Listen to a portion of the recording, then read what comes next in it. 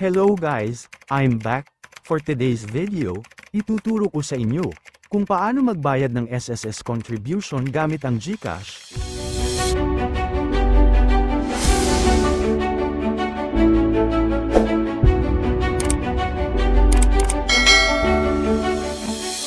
Sa panahon ngayon, mas mabilis na ang paraan para makabayad ng SSS contribution, hindi mo na kailangan pumunta ng physical sa kanilang office, at pumila pa ng mahaba. Ito ay ang online payment gamit ang GCash, kaya naman, wala nang patumpik-tumpik pa, ituturo ko na, at sundan nyo na lang. Let's do this. Una, buksan ang inyong SSS app, at mag-sign in. Kung wala ka pang SSS app, mag-download ka lang sa Google Play Store o App Store, saka ka gumawa ng account mo.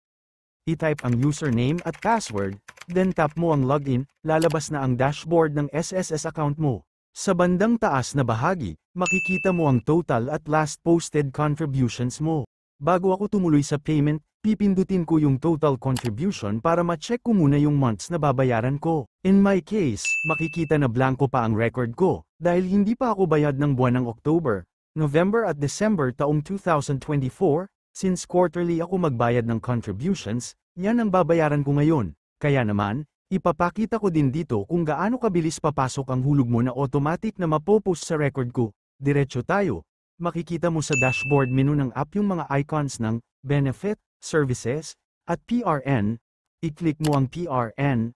Then, Contributions. Make sure mo lang lagi na malakas ang Wi-Fi o data mo para mabilis ang loading ng system, hanggang sa lalabas na yung mga details ng babayaran mo. Sa gilid niyan may pay button. I-click mo yan. Then, may lalabas na tanong, are you sure you want to proceed to payment? Just click yes. Ididirekta ka na sa payment method na kung saan pwede ka magbayad through Maya, GCash, or credit card.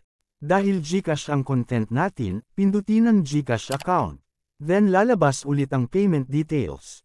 Nakalagay dyan yung total na babayaran mo. At paalala lang din, meron pong service fee na aabot sa 16 pesos. Sa baba ng details, pindutin mo lang ang OK button. Hanggang sa mapunta ka sa QR&D wallets. Just click GCash logo, then, automatic ka na dadalhin sa GCash account mo para mag-login.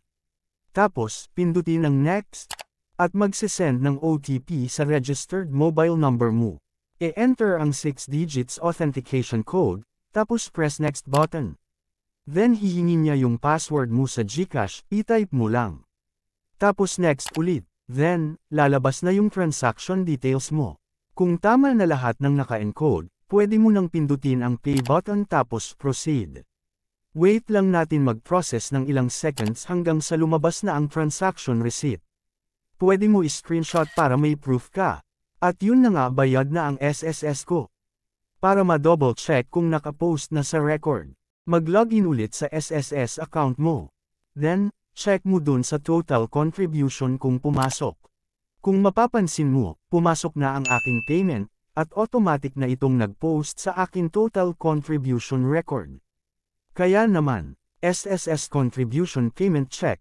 That's it for now. Sana ay may na-share ako. Please subscribe for more. Thank you so much.